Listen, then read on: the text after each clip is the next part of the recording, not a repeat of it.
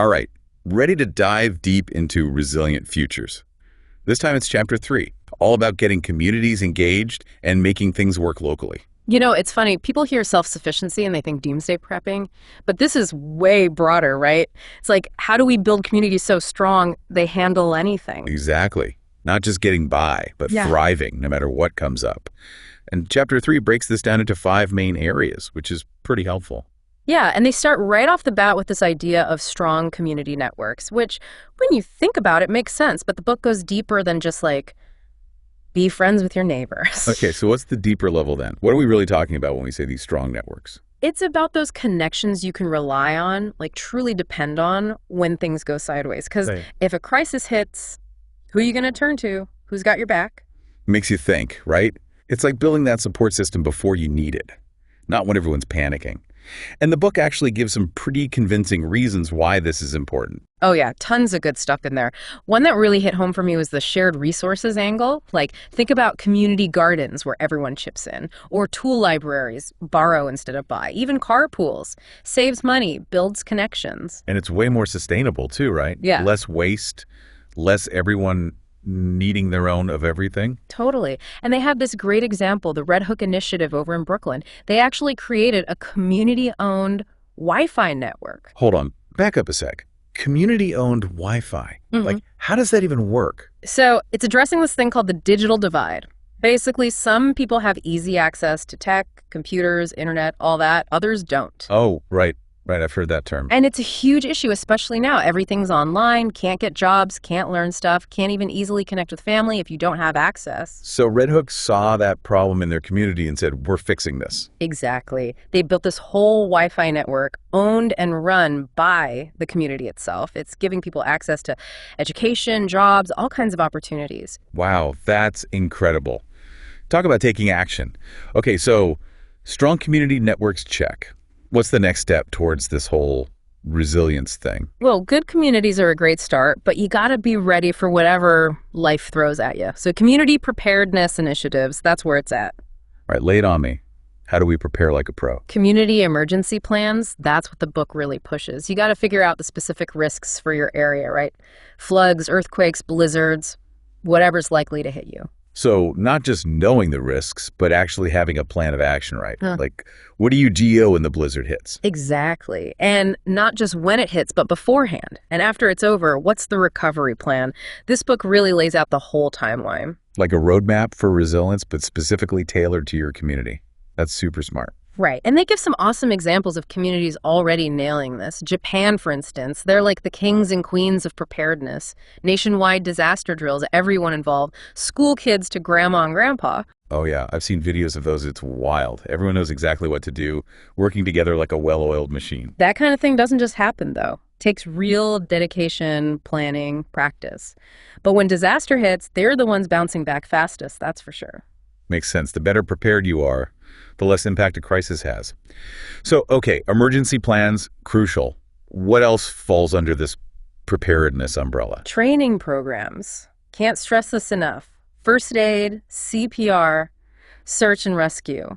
Literally life-saving skills when things get rough. Yeah, because in a real emergency, who knows if first responders can even reach you right away? Having neighbors with those skills could make all the difference. Exactly. And think about it. These training programs, they can be kind of fun too, right? Like a community first aid day, everyone learning together, practicing. Build skills and community bonds at the same time. Smart. Yeah, you got it. That whole sense of, hey, we can handle this together, that's powerful stuff. Okay, sold on the training idea. So we've got strong networks, a solid plan.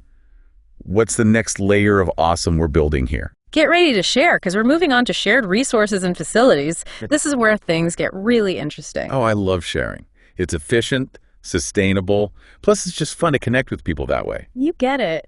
And the book dives deep into all the benefits, starting with the simple stuff like saving money. Why buy if you can borrow, right?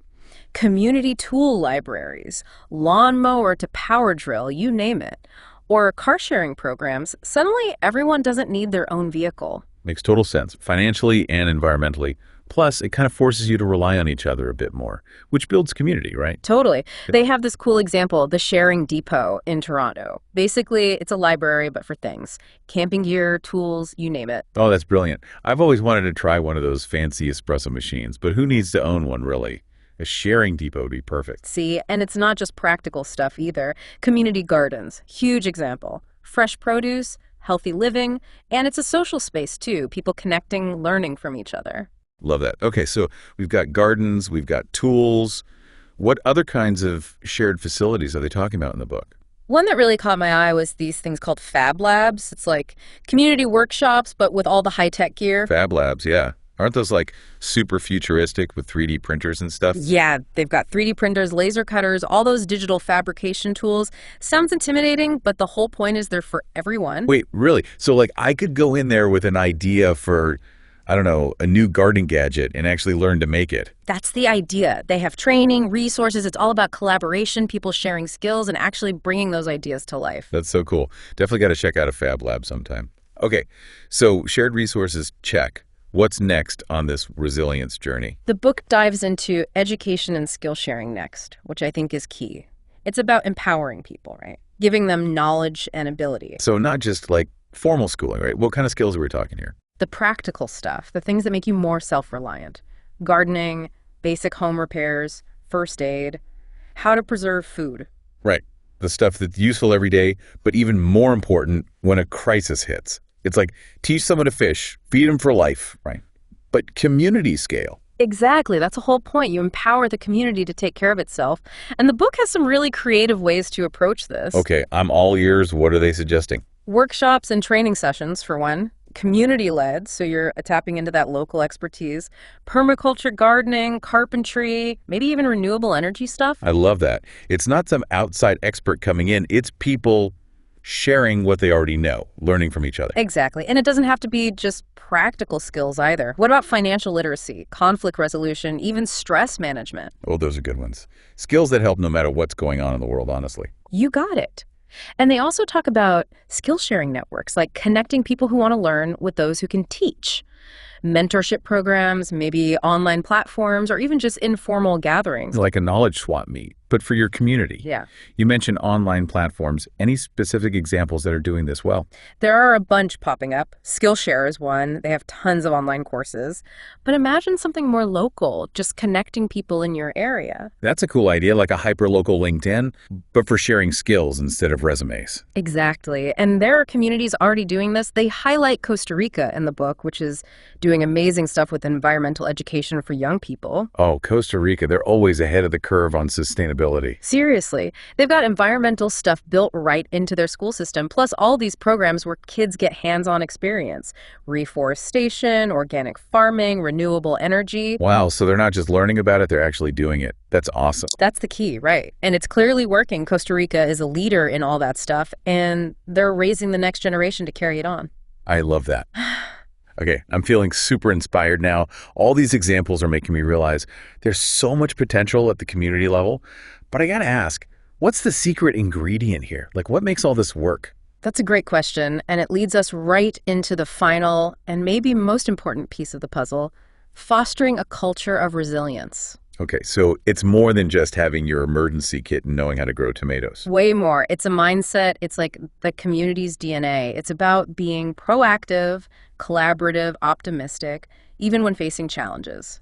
All right, teach me how to be a resilient community guru. What are the key elements here? The book breaks it down into three main things. First up, proactive action. So not waiting for disaster to strike, we're taking action now to be ready. Exactly. Building those networks, learning the skills, getting those plans in place. It's like taking responsibility for your community's well-being, you know? Yeah, it's like that old saying, an ounce of prevention. But instead of just personal health, we're talking about the whole community being healthy in a way. That's a great way to put it. And the second part of this culture, it's all about collaboration and innovation. People got to share ideas, work together, find solutions that fit them. So not just blindly following some generic plan. It's about being adaptable, figuring things out as you go. Exactly. Every community is different. Their challenges are different. Got to use that collective brain power to figure out what works best. And that we can do this attitude is huge. Oh, yeah, because if people lose hope, it's all over. Got to maintain that sense of possibility even when things are tough. Absolutely. And that brings us to the final piece. Cultivating a positive outlook. This can be tricky, I know. Yeah, because when you're talking potential disasters, global crises, staying positive is a skill in itself, right? Yeah. How do we even foster that? It starts small. Celebrate the wins, even the little ones. Recognize people's efforts, encourage them to keep going. And when things don't go well, don't dwell on it. Learn from it, move on. So focusing on what's working, not getting bogged down by the setbacks. Exactly. And nurturing hope. Hope that things can improve, that challenges can be overcome, that we can build a better future together. It's powerful stuff. Okay, I'm feeling way more hopeful after this deep dive, that's for sure, and kind of fired up to take action. But for our listeners out there, what can they actually do with all this info? That's the best part. This chapter's not just theory. It's full of stuff you can actually do, starting right now. So we're not waiting for some big community project to fall into our laps. Nope. This is about those small steps, the individual actions that add up to something bigger. Chat with your neighbor, volunteer somewhere, teach someone a skill. It all makes a difference. Right, it's about owning it, realizing we all have a part to play in making our community stronger. Exactly. And it doesn't have to be perfect. It's about progress. Every little thing you do gets us closer to that community that doesn't just survive, but thrives, no matter what. Oh, I couldn't have said it better myself. So, deep divers, think about what really stood out to you today. What got you thinking? What one thing are you going to do to build resilience in your own life and your community? Keep those questions in mind, and until next time, stay curious, stay connected, and stay resilient.